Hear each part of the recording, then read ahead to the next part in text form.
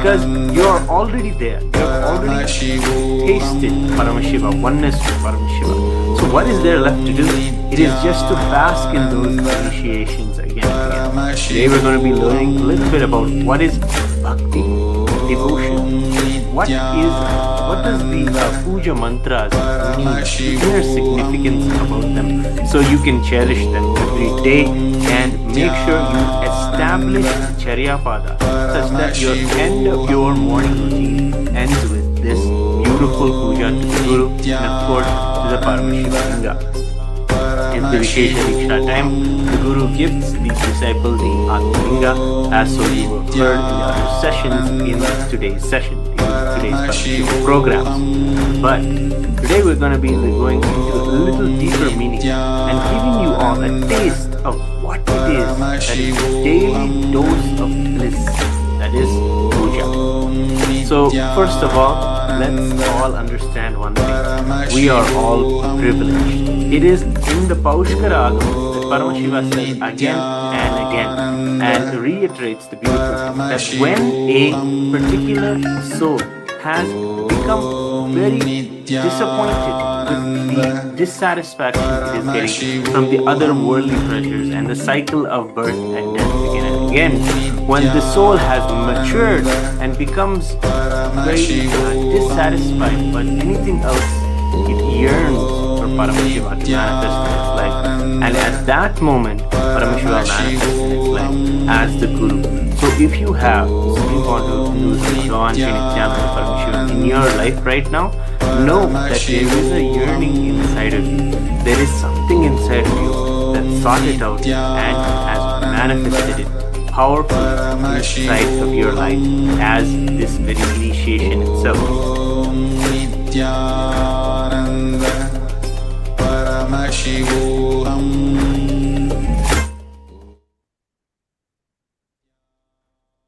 Yes, sorry for the technical glitch. I'll repeat what we are saying. I wanted to first off give everyone the congratulations. You all have finished the Vishesha Diksha. This Vishesha Diksha is such a powerful initiation. And you have in this moment come to a moment where you are literally reborn. After the even whole day of this coming over the conquering your fears and doing the session of the conscious death process, and then you are now almost literally reborn, and through the initiation of the Supreme Pontiff of Hinduism in the Vishesha Diksha process.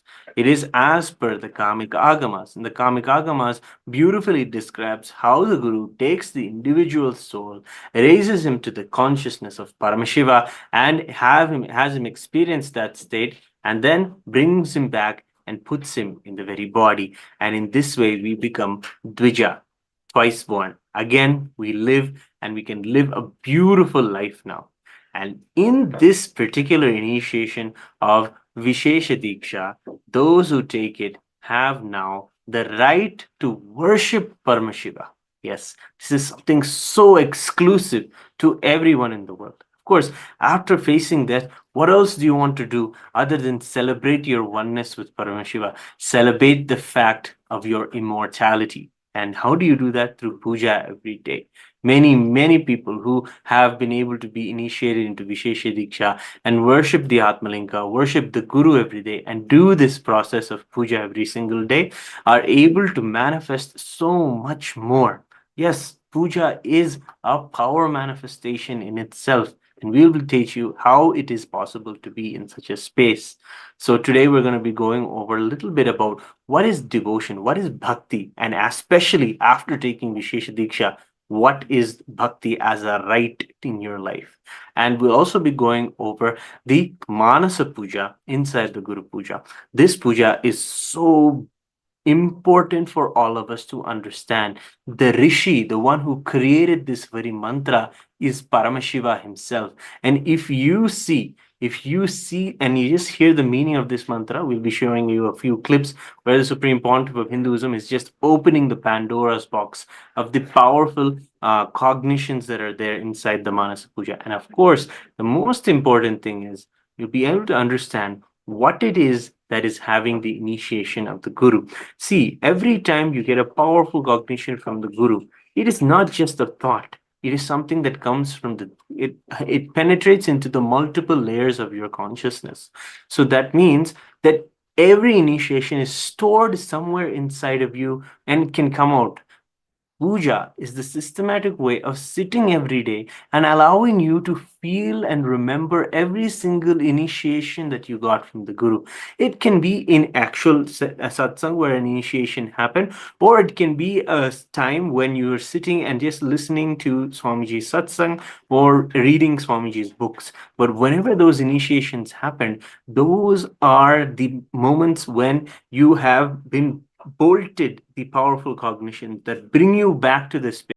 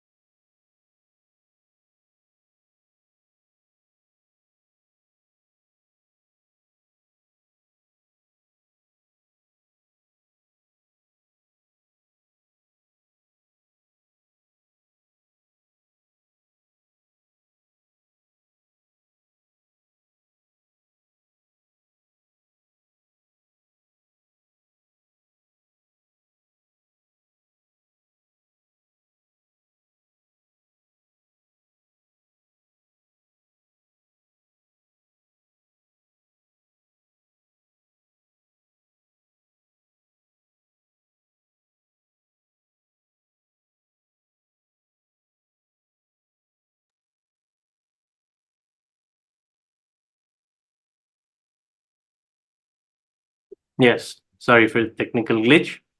So, as we saw, if you cherish any suffering, you cannot have bhakti. And this is a simple, straightforward, powerful cognition.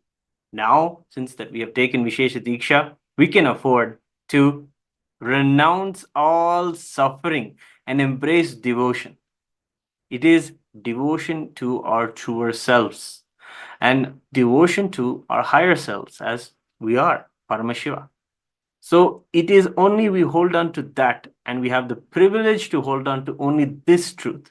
And in everyday puja, as Swamiji was describing, the initiations literally come up like a pop-up inside of you. So whatever initiation you would have had, whatever it may be, a third eye initiation, or a powerful cognition about your health or about your body, or a powerful cognition about maybe yoga and how you are in oneness with Paramashiva in truly, and that is the purpose of moving the body, whatever it may be, your initiations that you would have received from the Guru, the clicks, the powerful cognitions, all of these are coming up at the time of puja. So, without further ado, let us do the Manasa Puja and let us now imbibe the deeper meaning of the Manasa Puja so we can really, at this moment, take the opportunity to really take a fresh new birth and start our daily connection with Paramashiva. One of the definitions that the Supreme Pontiff Swamiji, immediately you have a rush of bliss. Just it's like chemistry inside of your body that just makes your Kundalini raise immediately. This Kundalini awakening that you might have experienced is the Sahasrara Amritam, where in the Sahasrara Chakra, that is there at the top of the crown center of the head, the 1,000 petal lotus blooms. Yes, imagine we see maybe a two or a few petal lotus bloom, but if you can imagine 1,000 petal lotus bloom, the magnificence of that, the beauty of that, the extraordinary visual of that is the Sahasrara Chakra. So it blooms like how the lotus would bloom when it sees the sun. In the same way, when your consciousness remembers the Guru, remembers Paramashiva, it blooms. That blooming is represented by the Sahasrara fully flourishing. And from the Sahasrara, there secretes a nectar of Amrita, the nectar of immortality, the nectar of imperishable bliss. And then that is what is stated here. Sahasrara Achyutamritehi. Then we have the mantra that says Padyam Charanayor Dadyat. Padyam. Yes. The Guru's feet are the most auspicious. Paramashiva in the Guru Gita tells many, many verses about the feet of the Guru. Why the Guru's feet? The feet of the Guru are basically the units that hold the whole cosmos up, because Paramashiva is there in the form of the Guru, and the feet hold the whole cosmos up, and they're just an embodiment of that whole essence is what is there in the feet. And that is why we bow down to the feet, we worship the feet. The feet hold the whole cosmos up, we bow down to them. And the paduka, you also in your puja sets may have the paduka, which are the footwear, which is worn by the Guru. The Guru, who is the cosmos itself, who has the padam on which, for which there is the paduka or the footwear. That paduka is also worshipped sometimes as well. And this paduka is an embodiment of the padam, of the feet of the Guru. So the feet of the Guru is the essence of all of him. It's held up by him. And then the paduka is an embodiment of that, of the padas. So we worship the padukas as well, worshipping the divine presence of the Guru in the padukas. And the padyam is the water that is used to wash the feet of the Guru. So the water that is washed usually the Guru is also told so many times in the Guru Gita about its significance and how the Guru Pada you should drink. The path comes from the feet of the Guru and experience ultimate bliss. Yes, so many parents and things like that. Be beautiful, be in a way eccentric, and only those who have this beautiful deep devotion can really understand and want to invite them.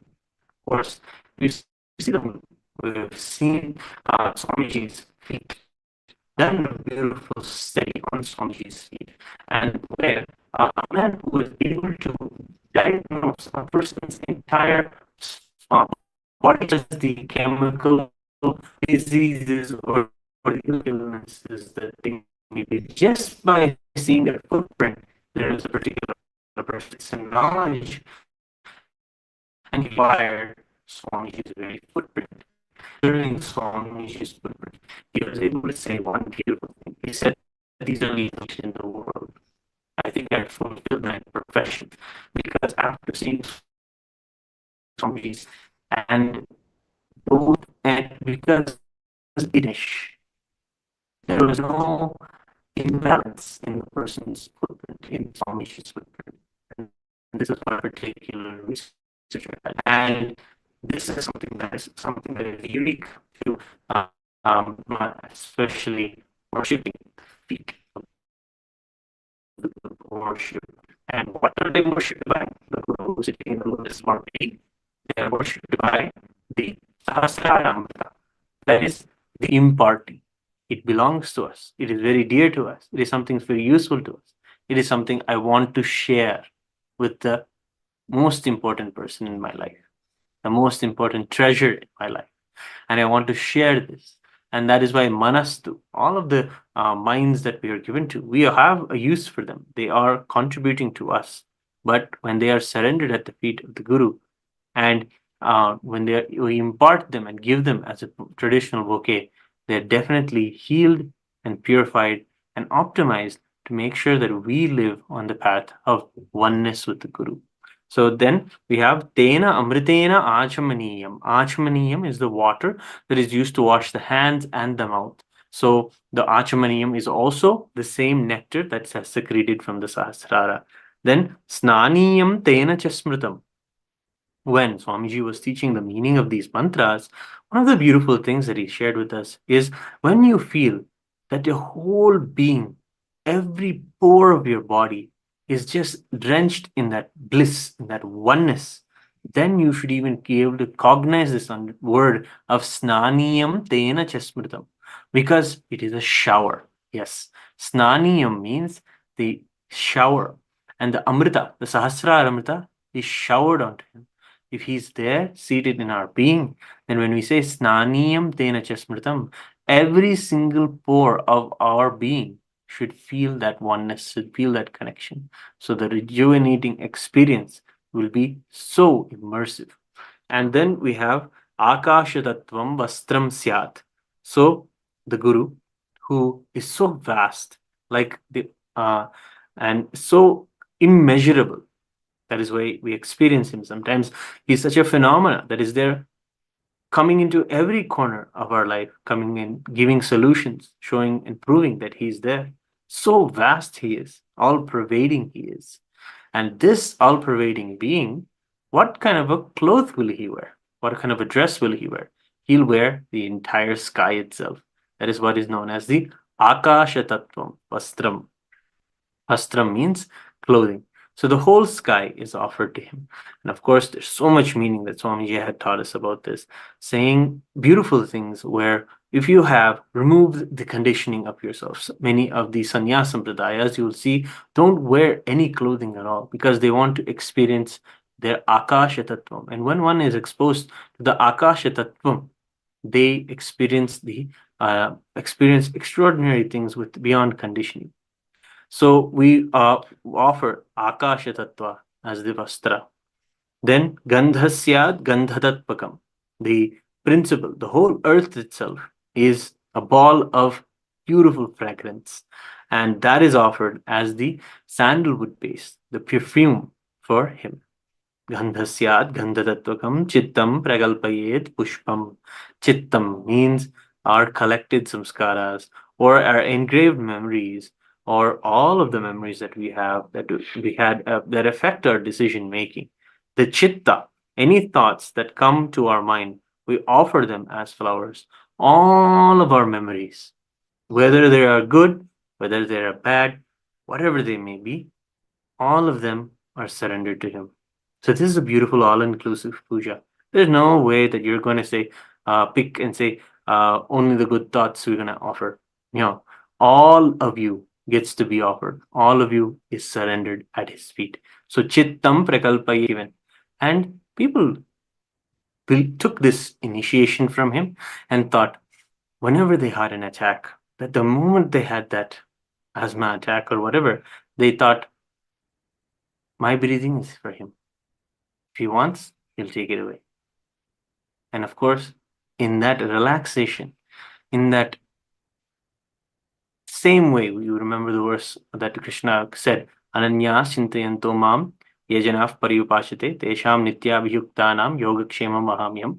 They surrendered their comfort at his feet. When they surrendered that, they realized and they saw that he just takes care of it.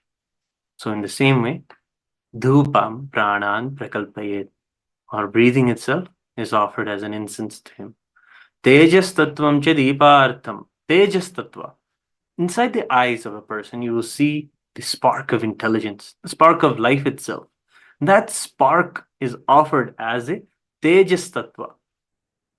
Inside the person's eyeballs or inside the nails of a person, whatever way they have their own shininess, there's a sheen to them that is reflecting a reflection of the consciousness or the higher intelligence that is within them.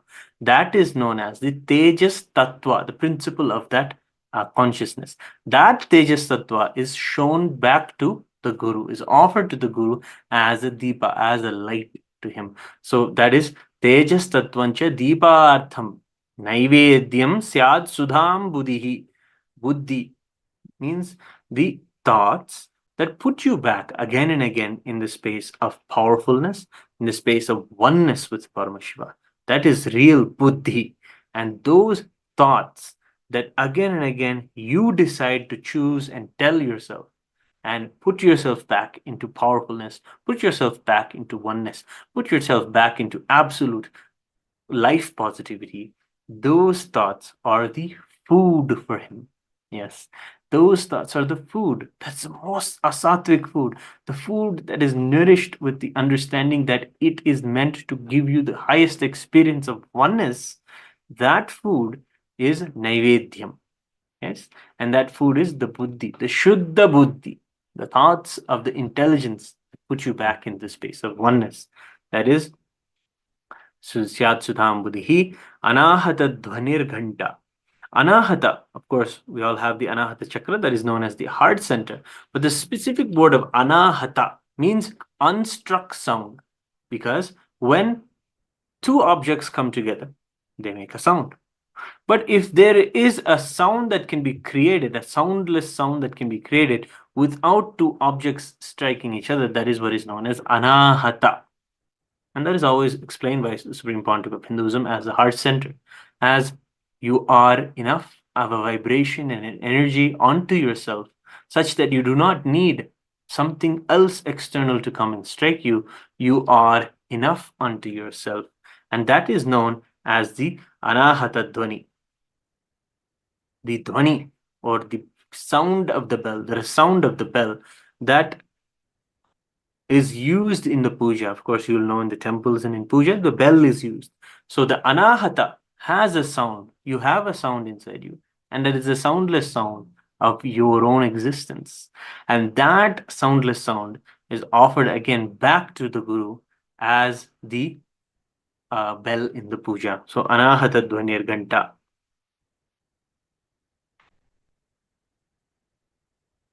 Then Vayu Tattvamscha Chamaram means that we have inside of us the certain airs that circulate throughout us, that purify us and rejuvenate us continuously.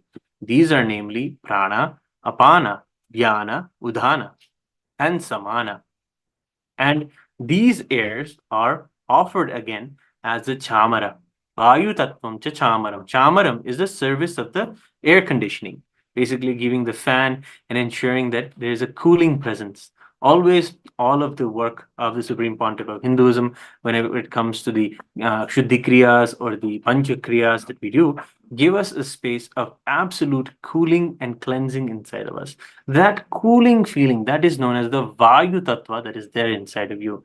And that Vayu Tattva, that cooling that you have, that you decide to reward yourself with, that you rejuvenate yourself with, that cooling feeling, that Vayu Tattvam, is offered as a Chamaram. It is not just a psychological thing, it is very much a physical thing.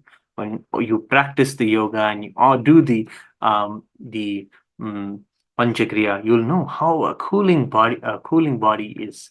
And that same kind of a Vayu Tattva is offered in the puja as a fan. So then Shabdhatatvam cha Geetakam. See, the Shabdhatattva is a mantra organ inside of our throat. It's like the vak that folds or forges prana that comes from our stomach into words. So the forging has to be the correct mold. The way that the mold is shaped is actually your vak. The way that the mold is shaped also is depend on how you respect your own words, respect or are in integrity with yourself. And when you are in the utmost integrity, the mold and the words that you create manifest powerfully in the life around you. And that Shabda Tattva is a power. And that is offered as a song. Yes, as a song, the Shabda Tattva. So the words you speak should be absolutely integrated and sweet, friendly, and loving. That is the way that the Shabda Tattva should be inside of you. if you have this puja every single day, you will understand the various facets and the faculty that you have inside of you, that you have to empower yourself to know all of this is there inside of me, and I should have this used for the best because I offer it every day in puja to my guru.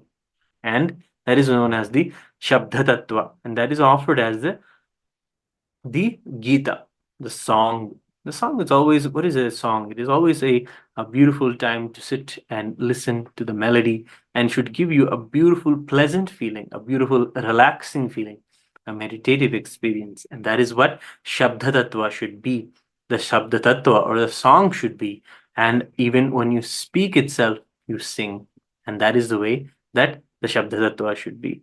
And then we have Nrityam Indriya Karmani. See, the karmas, karmanyas, or the indriya karmas, the jnanendriyas and the karmendriyas, which are the organs of action, like the eyes, ears, nose, tongue, hands, and the sensing organs. These are all the jnanendriyas and karmendriyas. They do a play. They pull you from side to side, make you look at all the distractions and pull you and make you want to hear something, make you want to smell away something, or make you want to eat something, make you want to hear a particular song of music. These senses pull us. And this way of being pulled back and forth by the senses is offered like a dance, a natya, or indriya karma. Nritya is actually the word, and nritya means dance. All our senses cannot function without the presence of the master. Because of him, even the senses work. By offering these senses back to him, we offer him our deep love and gratitude. Nrityam Indriya Karamani. Offer all of your senses that sometimes drive you crazy, but offer them at his feet and get the understanding that he is only doing the whole lila, the whole natya, the whole nritya, the dance. Chanchalyam manasastatha. The chanchalyam, the oscillation of the mind. The oscillation of the mind is offered as a swing.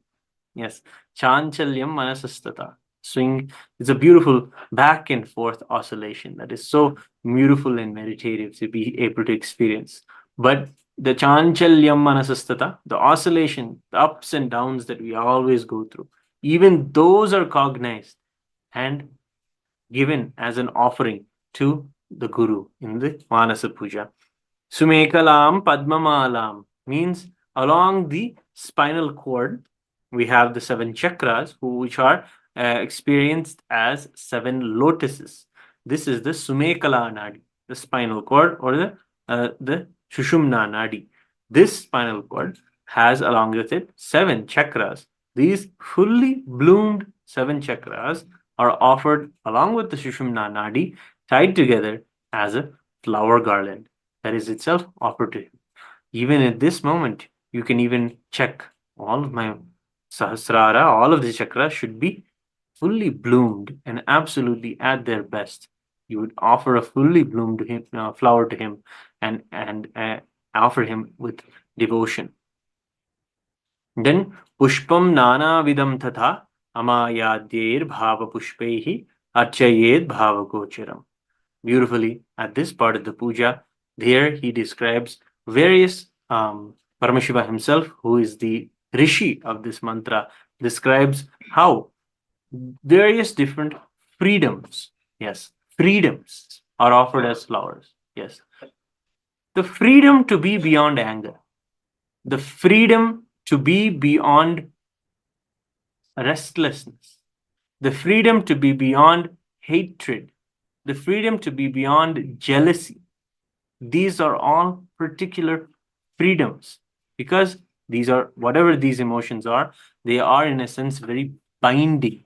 They bind us to our body and to the desires.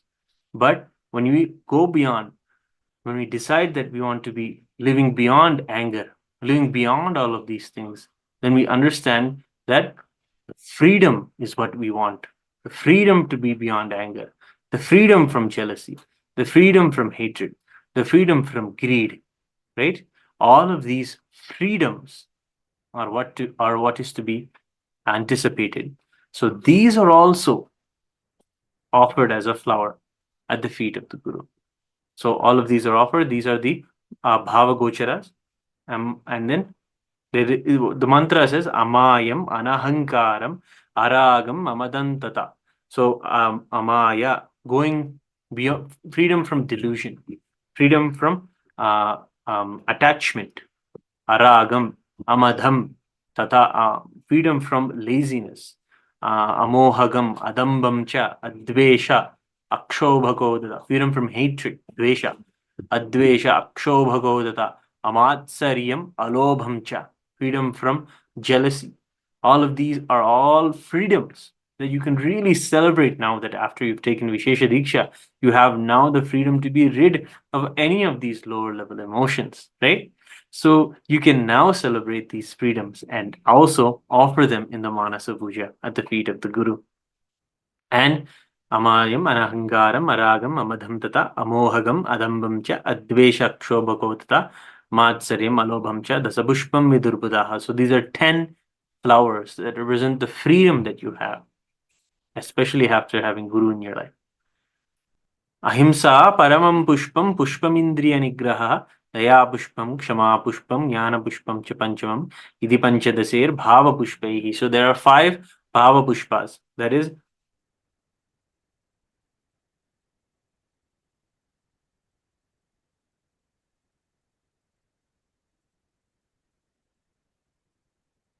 ahimsa, the first one, which is non-violence, not wanting to cause fear or pain in any being or anything in the cosmos. That is ahimsa. And that is paramam pushpam, the greatest supreme flower. And then pushpam indriya nigraha, all of the senses are also offered as the flowers. Daya pushpam, compassion. Kshama pushpam, forgiveness. Being ever in an ever pleasant mood. That is also a meaning for the word kshama. Jnana pushpam cha panchamam, the flower of knowledge itself, of the knowledge of the Supreme, of the knowledge of oneness with Paramashiva. That is the ultimate flower. And all of these are offered as flowers at his feet. So this is the Manasa Puja. Let's take a moment here today and let's do a smart, short puja in our inner space. Let's do the Manasa Puja. Please sit straight. And please be in a space of deep, restful awareness in your Ananda Gandha, the solar plexus, the chakra that is there between the Anahata and the Manipuraka, the heart center and the navel center. In the center of the solar plexus, you'll feel the Ananda Gandha. Bring a space of deep, restful awareness there.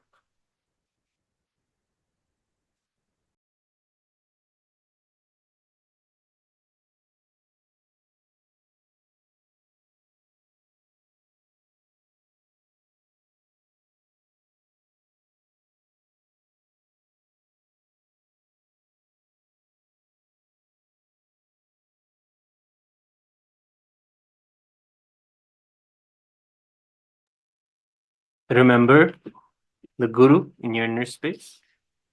Remember Swamiji in the Ananda Gandha.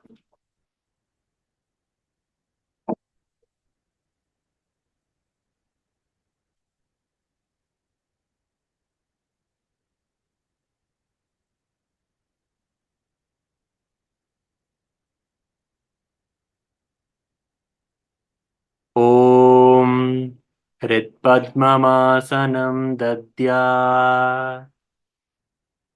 Offer your very being as the seat to Swamiji.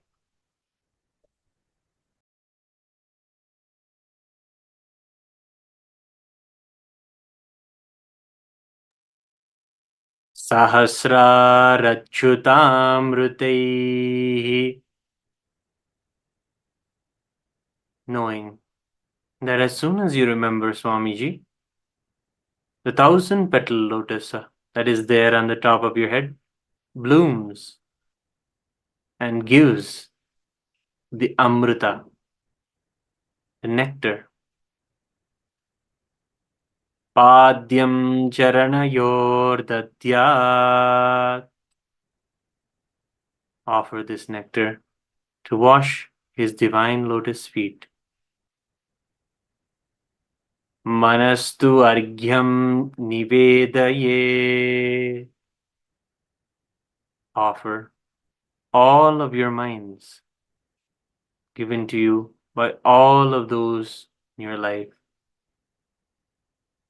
Offer them as a beautiful flower bouquet, welcoming him, celebrating him in your being.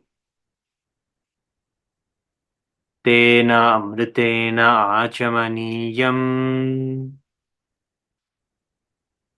Offer the same amrita to wash his feet, rinse his mouth, and wash his hands. Snaniyam tena chasmritam. Experience your whole body drenched in the bliss of oneness that is secreted from the Sahasrara that blooms to the face, the smiling face of our beloved Guru. Akashatattvam vastram syat. Offer the Akashatattva, the whole sky itself, that is there surely within you. Offer it as his clothing. Gandhasyat gandhatatvakam. Offer the whole earth itself as the fragrance.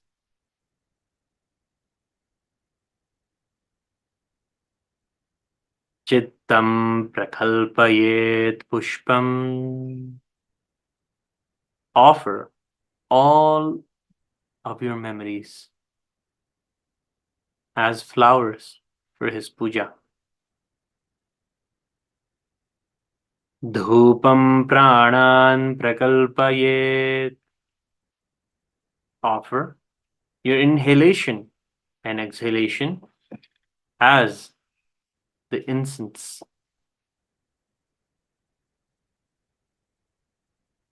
Tejastattvam cha deepartham.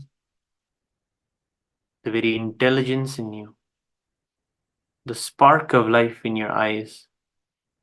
Offer it as the deepa, the lamp for his worship. Naivedyam syat sudham buddhi. All of the powerful cognitions, the Shuddha Buddhi, offer it as food for him.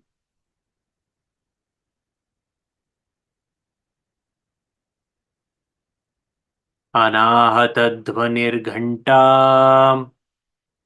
Offer the soundless sound of your being as the bell for him. Vayutattvam cha chamaram. Offer the cooling Vayutattva within you as the fan service. Sahasraram bhavet chatram. Offer the 1,000-petal lotus upon your Sahasrara as the umbrella for his shade. Shabdhatattvam cha geetakam. Offer all of your Vak energy, Shabdhatattva, the forge that moves prana to words. Offer it as the song for him. Nrityam indriya karmani. Offer all of the senses that swing you side to side, that are a graceful movement. Offer them as a dance. Chanchalyam manasastatha. The whole oscillation of your mind, your inner space, all of your moods and the mood swings. Offer them as the swing.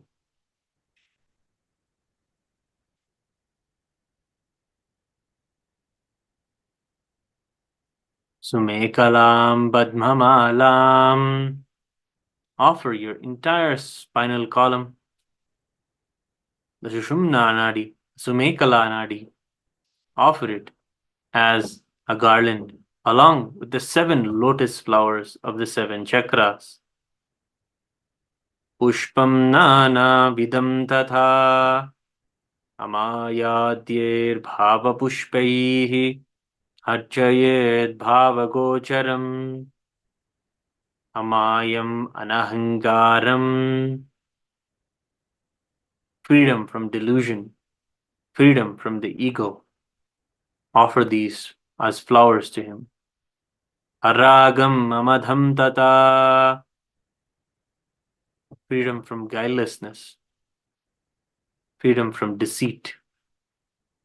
Amohagam Adambham Cha. Freedom from hatred, freedom from violence. All of these offer as flowers at his feet. Advesha Akshobhakodata. Freedom from jealousy, freedom from greed. Offer these as flowers at his feet. Amatsaryam alobham cha dasabushpam vidurbudaha ahimsa paramam bushpam. Offer the flower of non-violence, of the love for all beings at his feet. Pushpam indriya nigraha.